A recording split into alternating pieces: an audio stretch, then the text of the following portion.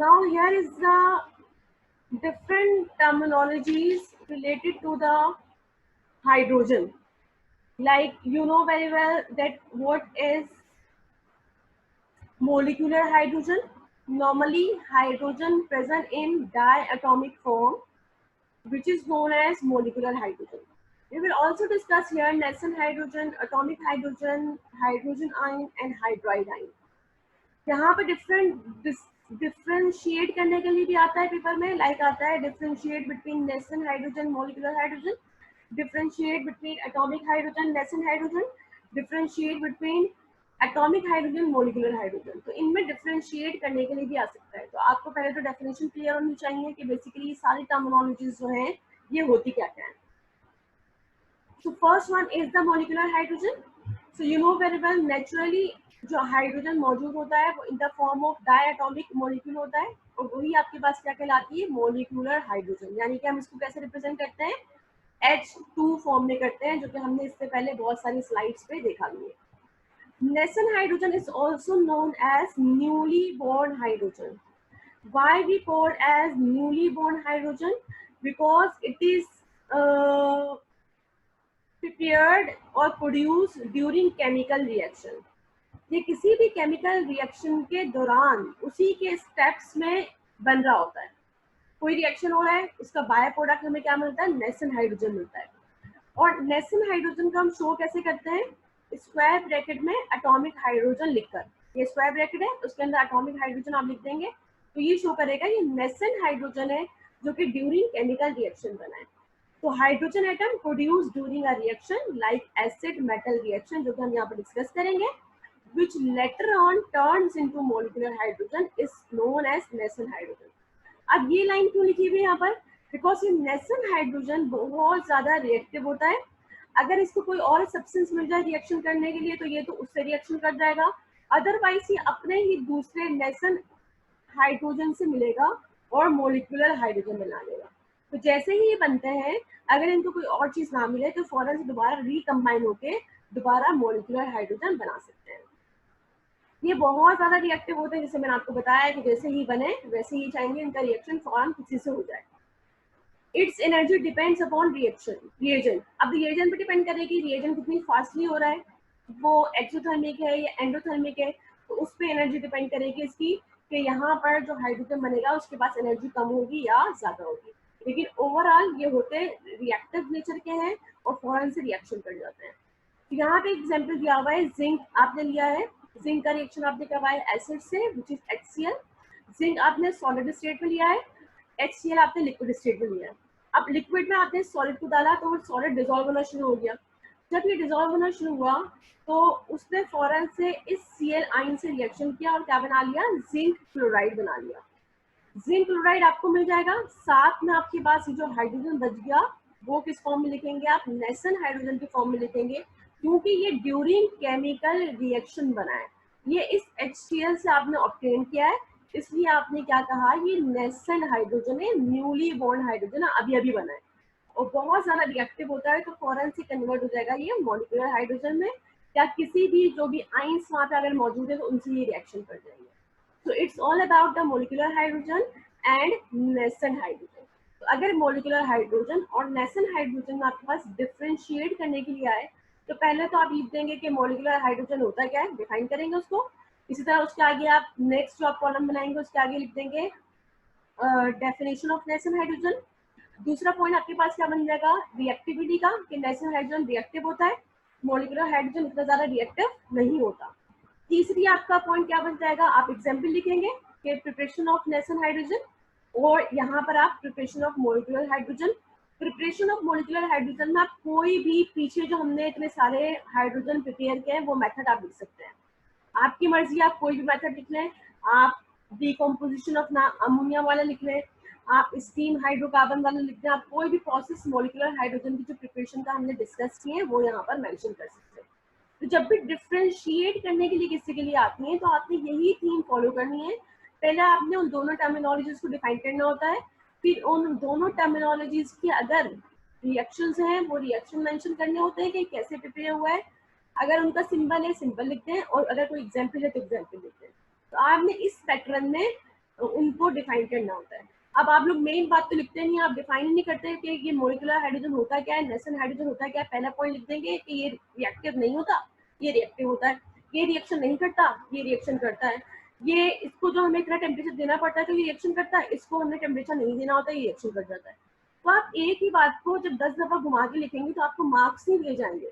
आपको मैंने पूरी स्कीम बता दी है कि आपने सॉलिड पॉइंट्स लिखनी है। पहले आप उस चीज को डिफाइन तो करें कि ये चीज होती क्या है, फिर आप ये बताएं कि इनकी रिएक्टिविटी कैसी है। एक दफा हो गया, आप उसको आप ये लिखें कि रिएक्शन स्लो करता है, ये रिएक्शन फास्ट करता है, या आप रिएक्टिविटी के रिस्पेक्टिव बात कर लें। तो बात एक ही तरह की होती है, आप 10 दफा एक ही बात को रिपीट करके समझते हैं कि हमने अपने पॉइंट्स पूरे लिख दिए, हम इसमें। Okay, next one is atomic hydrogen. Atomic hydrogen जो हमें मिलता है वो कैसे मिलता है, वो हमेशा मॉलिक्यूलर हाइड्रोजन की डिसोसिएशन से मिलेगा। इट मीन्स मॉलिक्यूलर हाइड्रोजन को अगर आपने डिसोसिएट करवाना है तो मॉलिक्यूलर हाइड्रोजन में कोवेलेंट बॉन्ड मौजूद है और ये एक स्टेबल कंपाउंड भी है, ये नेचर में इसी फॉर्म में मौजूद होता है, तो इसको ब्रेक करना इतना आसान नहीं होता। तो या तो आप 5000 डिग्री सेंटीग्रेड प्रोवाइड करते हैं इसको तोड़ने के लिए, या इसकी जो बॉन्ड एनर्जी होती है वो 104 किलो कैलोरी पर मोल होती है। तो या तो आपको इतनी एनर्जी देनी पड़ती है या आपको इतना टेम्परेचर प्रोवाइड करना होता है जिसकी वजह से ये आपके पास जो मॉलिक्यूलर हाइड्रोजन है ये कन्वर्ट हो जाएगा एटॉमिक हाइड्रोजन में। अब एटॉमिक हाइड्रोजन पे मैंने कोई स्क्वायर ब्रैकेट नहीं लगाया। अगर एटॉमिक हाइड्रोजन में कोई स्क्वायर ब्रैकेट नहीं है तो वो एटॉमिक हाइड्रोजन कहलाएगा, और अगर स्क्वायर ब्रैकेट मौजूद है तो वो फिर नेसेंट हाइड्रोजन कहलाएगा। So atomic hydrogen is obtained by the dissociation of molecular hydrogen in the presence of this condition. तो ये आपके पास क्या होगी, एटॉमिक हाइड्रोजन की डेफिनेशन होगी। अच्छा, एटॉमिक हाइड्रोजन भी क्योंकि एटम्स हैं रिएक्टिव तो होते हैं, लेकिन ये नेशन हाइड्रोजन से कम रिएक्टिव होते हैं। सबसे ज्यादा नेशन हाइड्रोजन रिएक्टिव होता है, फिर एटॉमिक हाइड्रोजन रिएक्टिव होता है और फिर मोलिकुलर हाइड्रोजन रिएक्टिव होता है। ठीक है, तो अगर आपके पास एटॉमिक हाइड्रोजन और नेशन हाइड्रोजन को डिफरेंशिएट करने के लिए आए तो पहले तो आप डेफिनेशन बता देंगे कि नेशन हाइड्रोजन बेसिकली होता क्या है और एटॉमिक हाइड्रोजन बेसिकली होता क्या है। फिर एटॉमिक हाइड्रोजन में ये वाली इक्वेशन लिख देंगे और नेशन हाइड्रोजन में जो हमने जिंक वाली डिस्कस की वो लिख देंगे। फिर आप नेशन हाइड्रोजन में लिखेंगे कि वो बहुत ज्यादा रिएक्टिव होता है और एटॉमिक हाइड्रोजन लेस रिएक्टिव होता है देन नेशन हाइड्रोजन। ठीक है, तो यहाँ पे ये भी हो गया। दूसरा हमारे पास क्या है कि हाइड्रोजन जब आइंस बनाता है तो या तो वो H पॉजिटिव आइन बनाएगा या H नेगेटिव आइन बनाएगा। अगर वो H पॉजिटिव आइन बनाता है तो हम इसको प्रोटॉन्स भी कहते हैं या हम इसको पॉजिटिवली चार्ज हाइड्रोजन भी कहते हैं।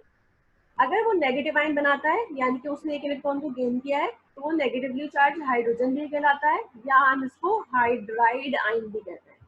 तो हाइड्रोजन आपने पॉजिटिव फॉर्म में तो बहुत देखा है, नेगेटिव फॉर्म में यहाँ पे आएगा। क्यों आएगा, क्योंकि हमने देखा कि इसकी जो इलेक्ट्रोनेगेटिविटी है वो तकरीबन 4 ग्रुप के अराउंड होती है। तो जब ये 4 से पहले वालों से बॉन्ड बनाता है तो इस पर नेगेटिव चार्ज आता है, जब ये 4 के बाद 5, 6, 7 वालों से बॉन्ड बनाता है तो उस वक्त इस पर क्या चार्ज आ जाएगा, पॉजिटिव चार्ज आ जाएगा। तो इस पर पॉजिटिव चार्ज भी आ सकता है, इस पर नेगेटिव चार्ज भी आ सकता है।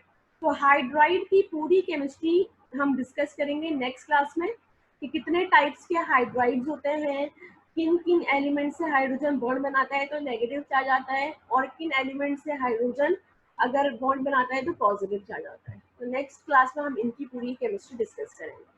तो ये तो एक जो टर्म्स हम यूज करेंगे उन सबका एक पूरा आपके पास समझे कि ओवरव्यू आ गया कि कौन सी टर्म का मतलब क्या क्या होता है।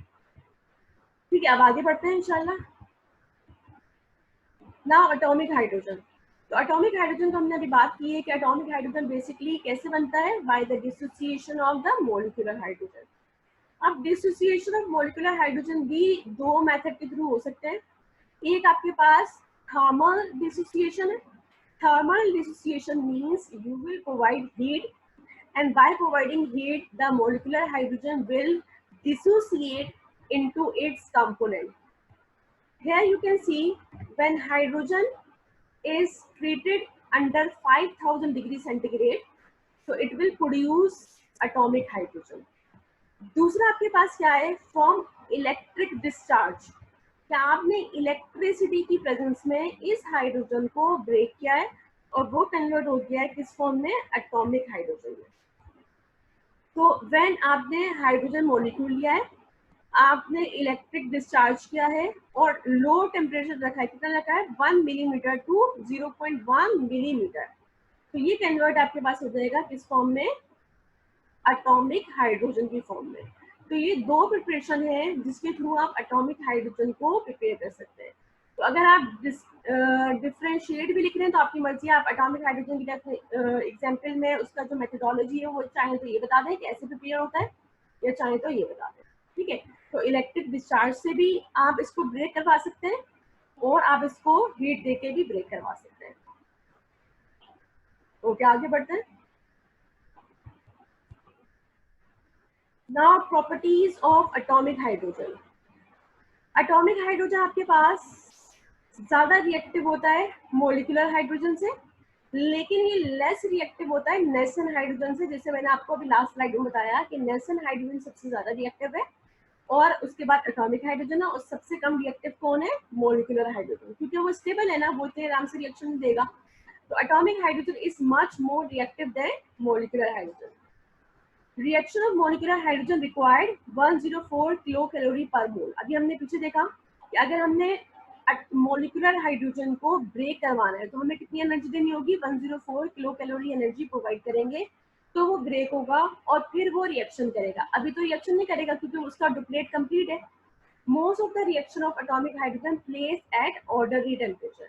एटॉमिक हाइड्रोजन क्योंकि रिएक्टिव है तो इसके लिए मुझे कोई टेम्परेचर देने की जरूरत नहीं है, जबकि आपके पास मोलिकुलर हाइड्रोजन को आपने या तो 5000 डिग्री सेंटीग्रेड टेम्परेचर प्रोवाइड करना है या 104 किलो कैलोरी पर मोल एनर्जी प्रोवाइड करनी है। यहाँ पे एक रीजन क्या आता है कि molecular hydrogen is not reactive या less reactive than atomic hydrogen. Why? तो आप वहां पे यही बात बताएंगे कि molecular hydrogen present in the form of molecule and in order to break its bond we will have to provide 104 kilocalorie per mole energy, while atomic hydrogen present in atomic state and it is ready to react. Now here is some reaction. अगर phosphorus hydrogen atomic hydrogen से reaction कर रहा है तो क्या बना रहा है, PH3। फॉस्फोरस किस ग्रुप का है, 5 ग्रुप का है, और 5 ग्रुप का मतलब क्या है कि इसके पास कितने इलेक्ट्रॉन है, 5 इलेक्ट्रॉन है। 5 इलेक्ट्रॉन का मतलब क्या है कि इसकी वैलेंसी कितनी होगी, 3 होगी, इसलिए इसने अपने साथ कितने हाइड्रोजन लगाए, 3 हाइड्रोजन लगाए। तो ये क्या बन गया, PH3। PH3 को हम फॉस्फीन गैस भी कहते हैं, PHOS PHENE, ये एमसीक्यूज में आता है। ये क्या आपके पास फॉस्फीन गैस, मेंशन कर लें इसको, PHOS phosphine PHENE, phosphine gas कहलाती है। और ये एमसीक्यूज में आपको बहुत दफा पूछा जाता है कि which one is phosphine gas. तो आपको अगर इसका फॉर्मूला याद होगा तो जब भी आप बता सकेंगे कि PH3 is phosphine gas. Next one is जब ऑक्सीजन हाइड्रोजन से रिएक्शन करता है तो ये क्या बनाता है, H2O2 बनाएगा, राइट। हाइड्रोजन की ऑक्सीजन आपके पास क्योंकि यहाँ पे O2 फॉर्म में मौजूद है तो ये पर ऑक्साइड फॉर्म में यहाँ पे आया है, इसलिए कितने लगे, 2 लगे। तो इससे जब ये रिएक्शन करता है तो हाइड्रोजन पर ऑक्साइड बनाता है। नेक्स्ट आपके पास सल्फर हाइड्रोजन से रिएक्शन करेगा, ये आपके पास ग्रुप 6 का है। ग्रुप 6 की वैलेंसी कितनी होती है, 2 वैलेंसी होती है, तो ये अपने साथ कितने हाइड्रोजन लगा रहा है, 2 हाइड्रोजन लगा रहा है, और ये हाइड्रोजन सल्फाइड बना रहा है। नाम लिखते जाए अपने पास, it is phosphine gas, it is hydrogen peroxide. Hydrogen की स्पेलिंग आपको आती है, पर में PER per, oxide OXIDE oxide, and it is hydrogen sulphide. Sulphide की स्पेलिंग क्या होगी, SULPHIDE sulphide. Now chlorine atomic hydrogen से रिएक्शन करेगा, क्या बनाएगा, HCl बनाएगा। अब यहाँ आप देखें कि क्लोरीन की वैलेंसी कितनी होती है, 1 होती है, क्योंकि इसके वैलेंस शेल में 7 इलेक्ट्रॉन होते हैं और इसको 1 इलेक्ट्रॉन चाहिए होता है, तो ये सिर्फ एक बॉन्ड बनाता है। तो एक क्लोरीन के साथ एक ही हाइड्रोजन लगाए, यहाँ पे इसको बैलेंस आप कर लेंगे, आप 2 लगा देंगे, 2 HCl बनेंगे। Now copper oxide, copper oxide हमने पहले भी एग्जांपल देखी थी, है कॉपर ऑक्साइड हाइड्रोजन यहाँ पे एक्ट कर रहा है एज अ रिड्यूसिंग एजेंट, तो ये इससे ऑक्सीजन ले लेगा और वाटर बनाएगा, और कॉपर आपके पास ऑक्सीजन लॉस करके अपने आप को क्या कर देगा, रिड्यूस कर देगा, और वो कॉपर की फॉर्म में कन्वर्ट हो जाएगा। Last one is AgCl. AgCl when react with hydrogen, atomic hydrogen, it will form Ag अलग हो जाएगा और HCl अलग हो जाएगा। तो ये आपके पास हो गए इसके रिएक्शंस। आपके पास इसके यूजेस आ गए। यूजेस में पहला है कि ये एटॉमिक हाइड्रोजन टॉर्च बनाने के काम आता है। ये एटॉमिक हाइड्रोजन टॉर्च होती क्या चीज है, ये मैं कल की क्लास में डिस्कस करूंगी, और ये कैसे वर्किंग करती है वो भी मैं कल की क्लास में डिस्कस करूंगी। दूसरा इसका क्या है कि ये एज अ रिड्यूसिंग एजेंट भी यूज होता है। तो इन दोनों स्लाइड्स में थोड़ी एक्सप्लेनेशन रिक्वायर्ड है इसमें पहले पॉइंट में, तो वो मैं इस डायग्राम के थ्रू फिर इंशाल्लाह कल की क्लास में आपको जो है एक्सप्लेन करूंगी। तो it's all about today's lecture. अगर आपको कोई भी